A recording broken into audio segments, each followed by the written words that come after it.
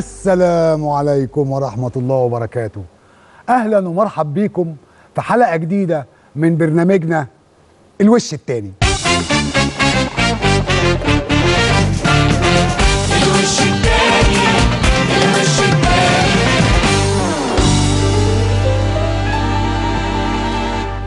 يا ليلي يا عيني ويابا اوف، الأغاني بتصاحبنا مهما بتكون الظروف، من الولادة للوداع الغنى صاحب أصيل، كل حالة نعيشها لازم يبقى فيها عين وليل، يا لالي أمان قسم ورق، الغنى بيروق ويفرق إحساس الناس عن ناس تانية، والكل في أنغامه بيغرق.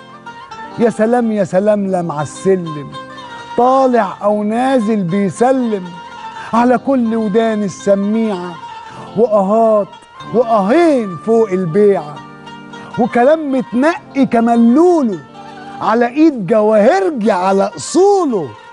هتقرب وتغني معانا ولا ترقيت وبقيت صولو؟ الغنى هيغير لك مودك ويخلي الصعب يعدي أوام، غني ولا يهمك من صوتك إن شاء الله لوحدك في الحمام.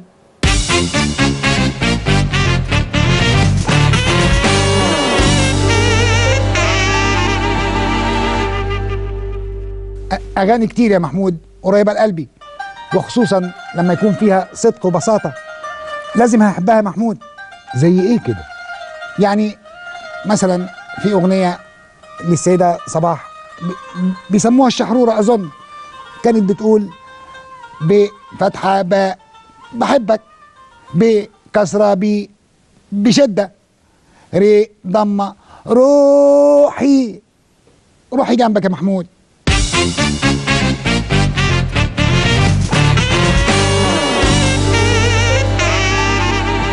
في الحقيقة أنا أفضل الاستماع للأغاني الأجنبية من الغرب والشرق، وذلك من أجل الكشف عن ثقافات مختلفة.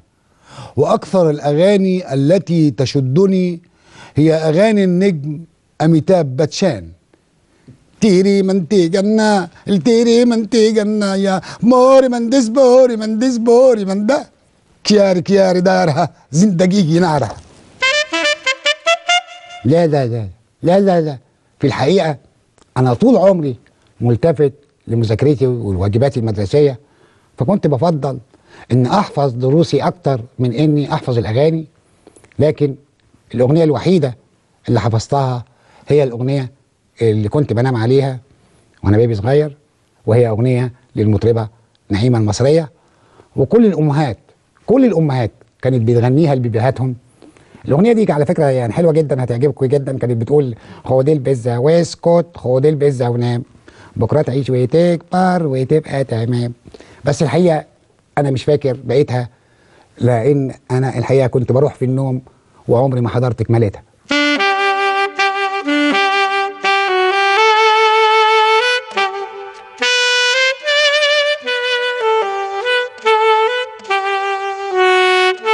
في الحقيقة من المطربين العظام اللي بحبهم الأستاذ الفنان المبجل مصطفى كامل، وأنا بنتهز، شوفوا بنتهز هذه الفرصة وبهنيه على منصب نقيب الموسيقيين. يا سلام، حاجة عظيمة، حاجة عظيمة لما يكون في خلاف كده بين الأستاذ عمر خيرت والأستاذ سليم سحاب، فيتدخل الأستاذ مصطفى كامل عشان يهدي الجو بينهم. يا سلام، حاجة عظيمة. قشطة يابا قشطة، قشطة يا عمي قشطة، كله قشطة قشطة، قشطة يا سيدي قشطة. في ناس واخدين عني فكرة غلط إن أنا ضد الأغاني والإبداع. أنا عن نفسي بحب الأستاذ عبد الوهاب وبدندن له كتير جدا. مثلا بغني له فين طريقك فين بيروحوا له منين يا حبيبي العين قلبك فين متداري. يبقى تعالى وانا اقول لك فين.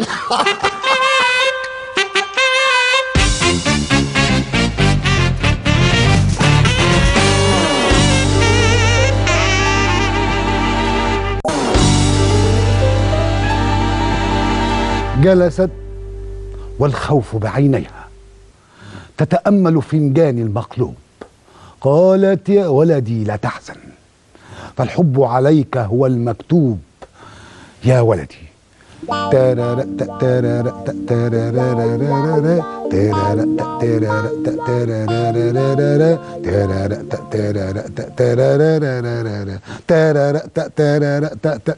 يا ولدي. كان في اغنيه نجحت زمان وما عادتش بتتذاع، مش عارفه ليه الحقيقه، وانا اتحدى ان الاعلام الرسمي يرجع يذاعها تاني، لان الاغنيه دي كانت بتنادي بالمساواه بين المواطنين، سواء كان المواطن مواطن عادي في قريه او كان ابن عمده القريه نفسه. كانت بتقول الاغنيه دي: يا حضرة العمدة ابنك حميدة حدفني باستفندي، ايه وقعت على صدري ضحكوا عليا زملاته لافندي، ايه يرضيك يا عمده لا لا لا لا لا عشان ابن عمده لا لا لا لا لا، يرضيك يا عمده لا لا لا لا لا عشان ابن عمده لا لا لا لا لا، يعمل كده كده كده فيا.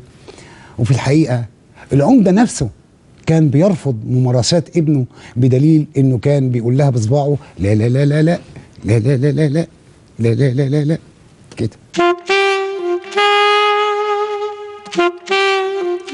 الحقيقة الأغاني مهمة جدا لأن المزيكا غذاء الروح، وأنا هغني لك أغنية بتمثل أحلى الذكريات في حياتي كلها.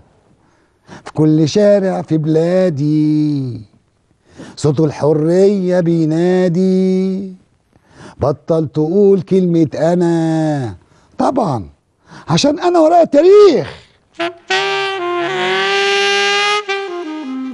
شيل ده من ده يرتاح ده عن ده، وكفاية حيرة غيرة ومعاندة، وأنا من النهاردة مش ممكن أرضى تعلي صوتك تاني. ما بخافش ما بخافش ما بخافش، وأنت عارف أنا ممكن أعمل إيه.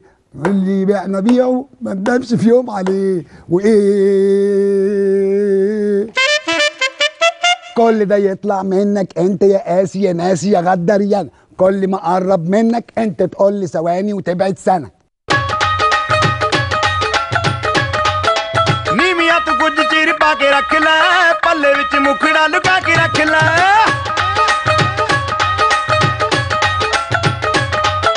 ਨੀਵੀਆਂ ਤੂੰ ਕੁਝ ਚੀਰ ਪਾ ਕੇ ਰੱਖ ਲੈ, ਪੱਲੇ ਵਿੱਚ ਮੁਖੜਾ ਲੁਕਾ ਕੇ ਰੱਖ ਲੈ। ਐਵੇਂ ਕਰੀ ਨਾ ਕਿਸੇ ਦੇ ਨਾਲ ਪਿਆਰ, ਮੁੰਡਿਆਂ ਤੋਂ ਬਚ ਕੇ ਰਹੀ।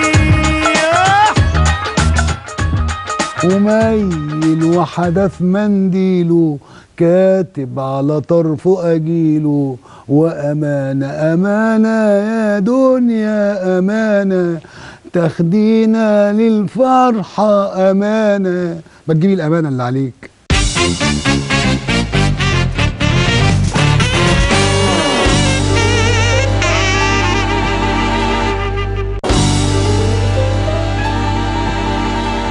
لا أسمع الغناء، قل أناشيد أو أهازيج ولا تقل أغاني، هذا لا يجوز. ماشي، طب في نشيد معين حضرتك حافظه؟ أكذب عليك إن قلت نعم وأكذب عليك إن قلت لا، ولذلك سوف أتذكر نشيدا للأطفال كنت أسمعه صغيرا وليس به أية مخالفات، وكان يقول: كوكو واوا كوكو واوا كوكو كوكو كوكو واوا كوكو واوا كوكو كوكو.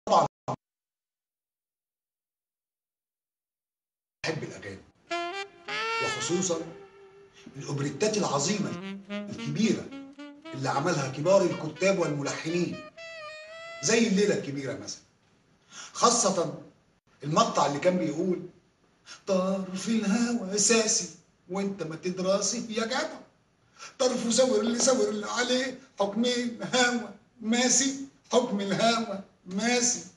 على فكره الاغنيه دي انا نفسي اسمعها بصوت مطربه جميله جدا، وهتبقى الاغنيه دي مناسبه ليها جدا. تعرف مين؟ مين؟ سيرين. مش سيرين ايه ليه؟ سيرين عبد النور.